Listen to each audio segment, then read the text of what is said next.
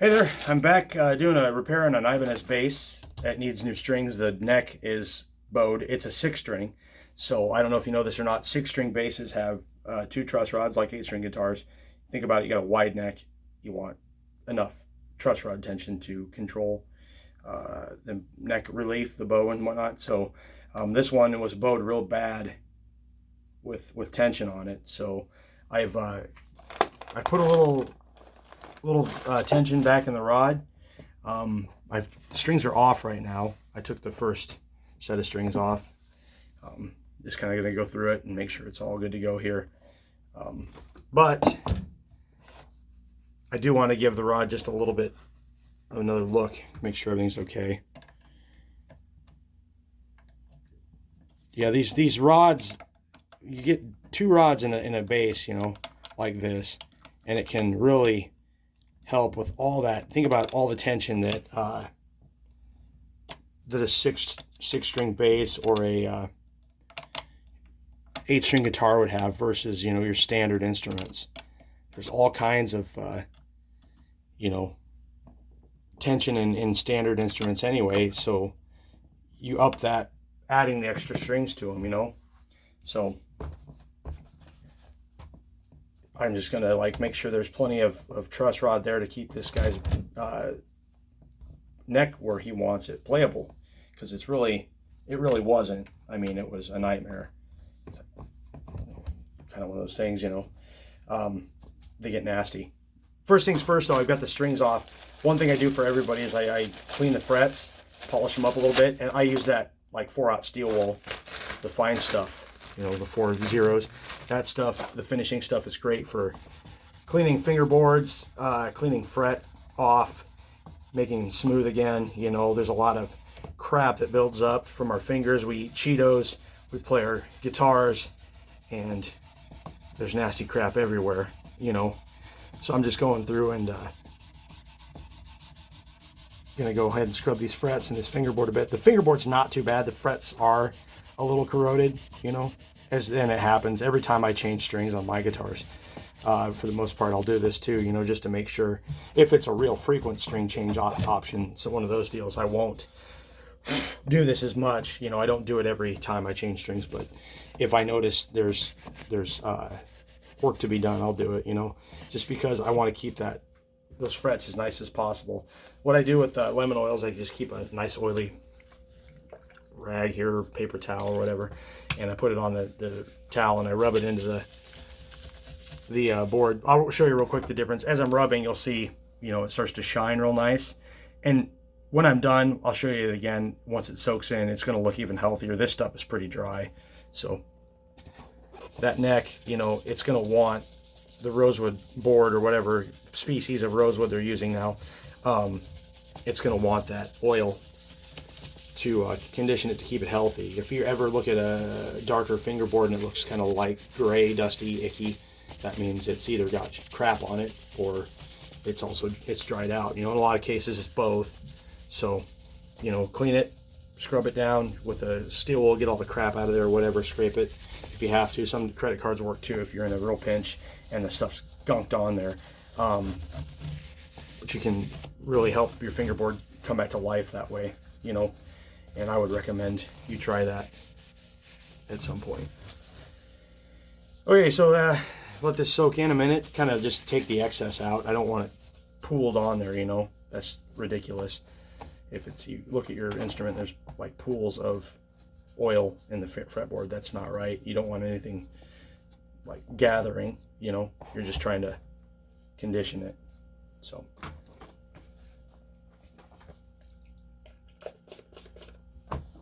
just kind of, while the strings are off, perfect time to clean under the pickups and whatnot. I'll usually get the final cleaning when I'm done, but right now I'm gonna get the areas that are under the strings, like at the headstock and around the tuners and whatnot, where otherwise it's difficult to clean because strings are in the way. Especially 6-string bass, those strings are giant.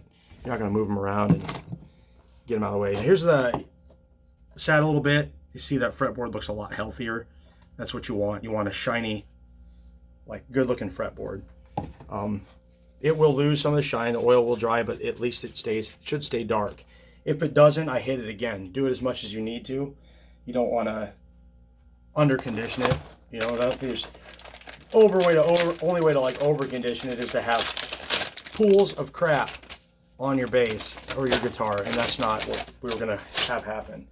I have a set of Ernie Ball 6-string strings here. This 6-string long scale slinky bass, 32 through 130. Fairly big strings. The 130 is heavier than I would go on a B string, but this is what he had in mind. This is what he brought, so that's what we're gonna do. You know, so we have to counteract that low B string, extra size in it, the thickness, and do that. Now on these bass guitars, I like to go like just past, like you want enough wraps, so you could just pass the tuner beyond where I'm at, and especially on the big strings. Cut. There we go. You can run out of room to wrap real fast, just due to the diameter of the string. So I'm gonna go ahead and just kind of kink that guy and get him rolling, and get him tightened up real fast. Get him rolling under himself like you always want. You'd want your strings to wrap on the top of the tuner down, you know. So, yep. And one thing to watch too is sometimes they'll unravel, especially on a bass. So I'm always careful about that. Of course, I said like this is a 6-string bass. Now that neck is gonna buzz until I get a couple strings on there. You know, it's gonna want a lot of tension before it's even gonna seem remotely right. You know. Yeah, it's definitely not enough tension yet with 1 string. It's used to having 6. So I'm just gonna go through B to C. I had to think about the tuning and knock the strings out one at a time. I like to pre-bend my string when I'm going through like a bass bridge, just to, it, you know, loops up that way. It goes in a lot faster. There's no guesswork. I'm not fighting it. I'm not trying to, like, you know, work against myself.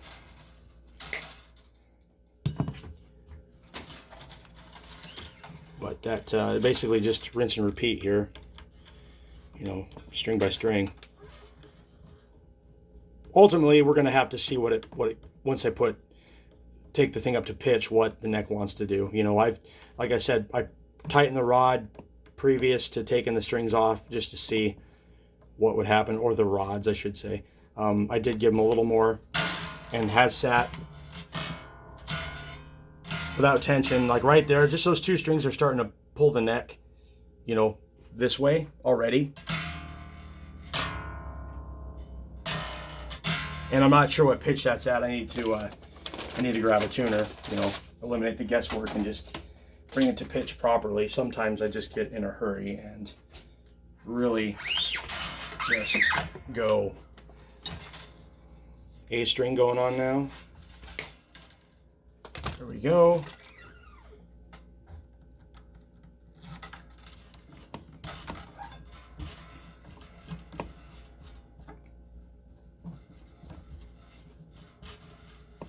The shop is open, so if I have to stop, I will stop and go talk to whomever's out front when they come in. You'll hear the thing go front door, back door, or whatever, and someone will be in here chatting me up, so we'll see. I'm gonna check that. I hear a noise. Let me check that out. It's a window guy. Not a big deal. Anyway, 4th string going on. Actually, the I guess you count it the 3rd string. 4th in my sequence here. Be the D. These go real fast once you've done a few, and I love, ironically, you know, I never thought I'd be saying this, slotted tuners. We've been a G&L dealer for a while, and I never thought that the old style, like slotted head tuners, would be this thing that I fell in love with. But as far as like quick restrings, you know, eliminating guesswork, no kinks, anything else, I think they are just the best thing in the world.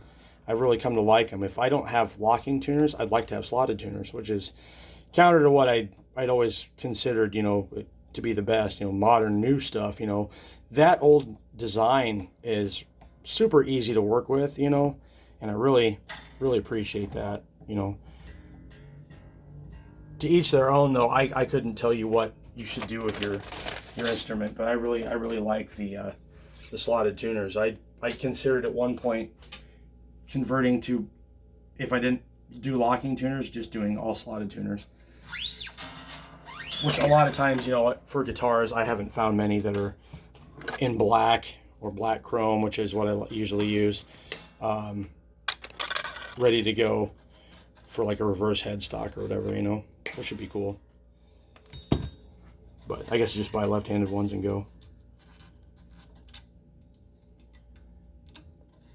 But these are, they're so fast, you know, and the first time I ever encountered them was on a bass, of course. You know, basses still use that technology, and you know, some companies like G&L and some of these other ones still use that same technology, and I'm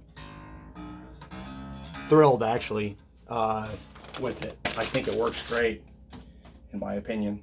They are killer. The ironic thing about some of these bass strings is, I'm mumbling here, carrying on. The smallest two strings are smaller in diameter than your biggest strings on a guitar. A 45 and a 32, you know, you're talking about 46 and 36 in a standard set of strings, you know, typically. So it's kind of funny, if you're ever in a pinch, you have something that's loaded with a Floyd or whatever, you can always just grab, you know, your bass player's got a 6-string bass, you know. Hey, I need a string, you know, he might be able to help you out. Or he could be a complete ass about it and just say no, you know. They can be that way. But I think it's awesome.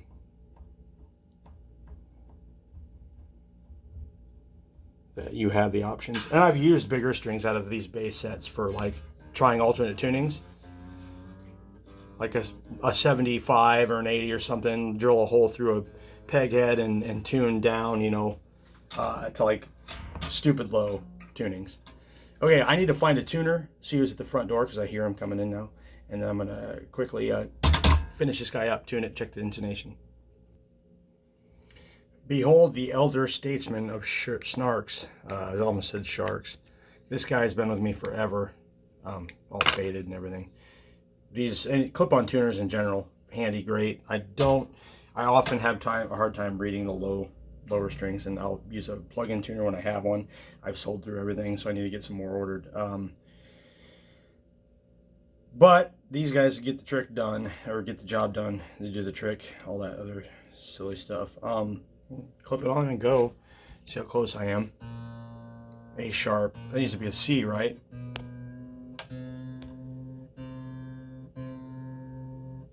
Up to pitch. Good. Now stretch the string a minute. I would recommend you stretch your strings when you put them on. That way they're ready to go. They don't have to sit. My dad used to tell me, oh, you got to let them sit overnight so they're ready to play. They'll stay in tune. And I was like, what? Doesn't make any sense. How do those guys that play shows do it, you know? You stretch them. Thanks, you know. It figured it out, you know. There we go. G string, and give her a stretch, same thing. Just basically, I push with my thumb, lift with my fingers, kind of thing, down the length of the string. And I'll do it until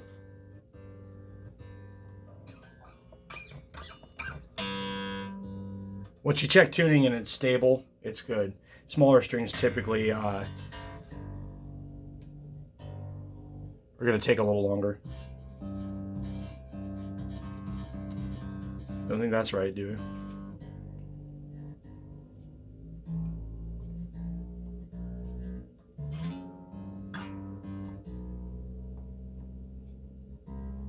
Going to D. We're clear down at G. A lot of tension in this neck, like I said, you know. So stretch the D string.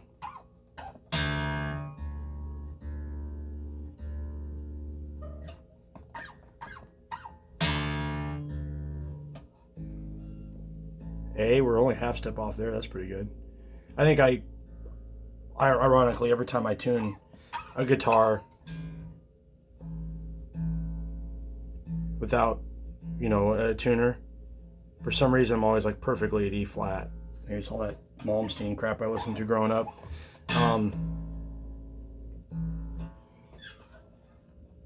I like to have a tuner handy to check everything because gosh knows my ear's not perfect.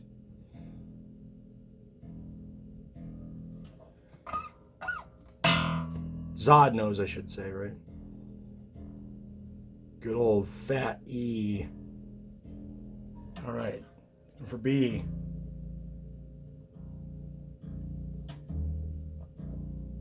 E sharp, almost there.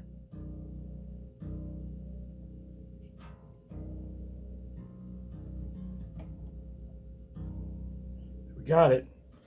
Yeah, sometimes the if you're tuned too low, it won't pick up that B string. You know, with some of these tuners, I really prefer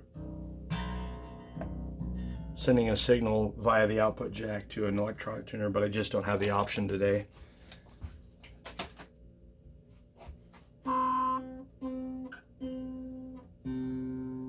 Intonation's pretty close. I have factory. That was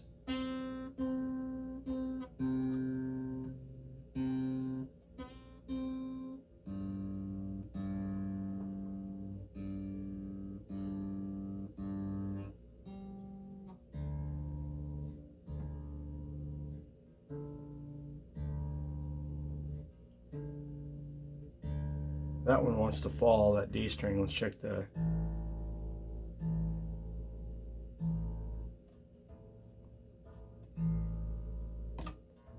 A's a little flat.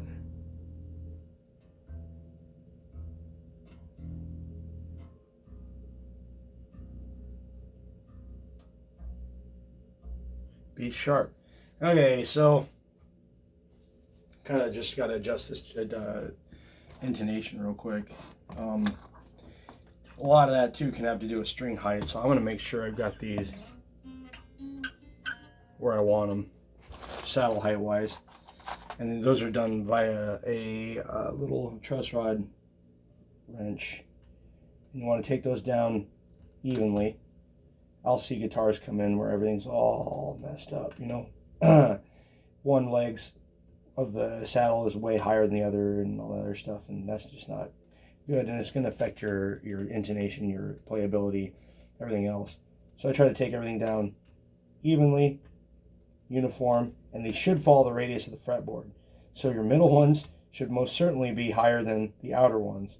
You know, if you ever start messing with a guitar and you're like, well, this isn't right because they're not all level. Well, they're not supposed to be. They're supposed to follow the fretboard, you know, because that is your plane that you're working with. You're not working with a flat surface. You're working with a curved surface so that you can actually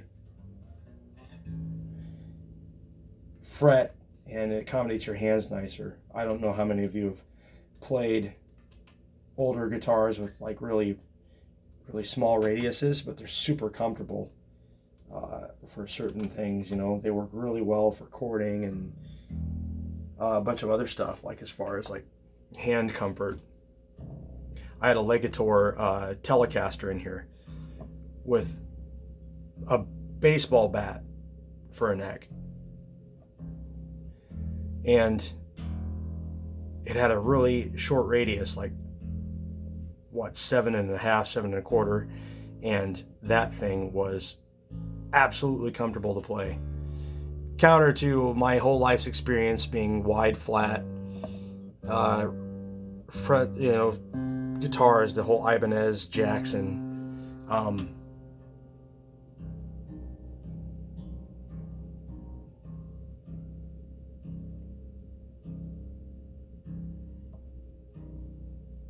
kind of thing, you know, which is great for a lot of playing, but not everything. There we go.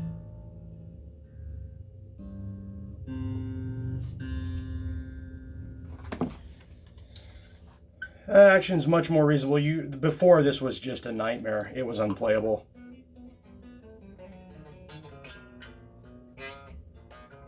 I'm used to the shift on a guitar. You know, you want to, when you play across 6 strings, you want to slide when you get to the B string. Well, you don't do that on the 2nd string here.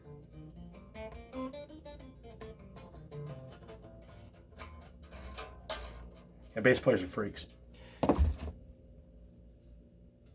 Pretty awesome that you can do that on the bass, though. You know, can't do it with the guitar. It's just the tuning.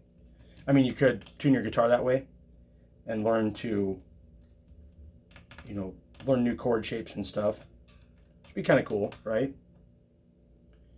Tune your guitar completely different. All someone like Devin Townsend, you know, and learn a whole new way of doing things, you know.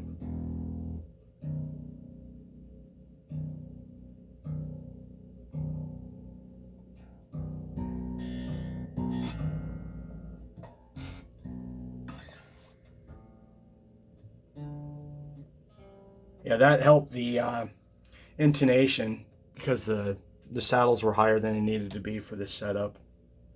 I'm overall fairly happy with how that turned out, you know, in the time period.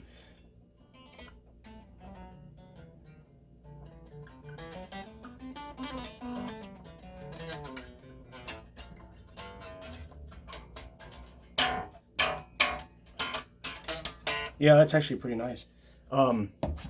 He ought to be happy, I hope. But we're going to go ahead and just finish up the cleanup, put the truss rod cover back on, button it up, call the customer, tell them, hey, come get your stuff, it's ready, and party, right? So that's it for today, really. I mean, just going to do this real quick and then stop there. Remember our website, www.brgmusic.com. Feel free to drop me a line via that website or on YouTube, whatever. Let me know if there's something I can do for you repair wise. I'm certainly happy to try and help. I like doing this kind of stuff. It's fun, it's challenging, you know, it makes me think, which is important. You got to keep your mind sharp as we age, you know, whatever. But yeah, that's about it for today. I'm just going to go ahead and finish this real quick and we're good to go. It's tiny little screws for the truss rod cover. Yeah, don't ever mix those up, your 2 types of screws, because you'll regret it.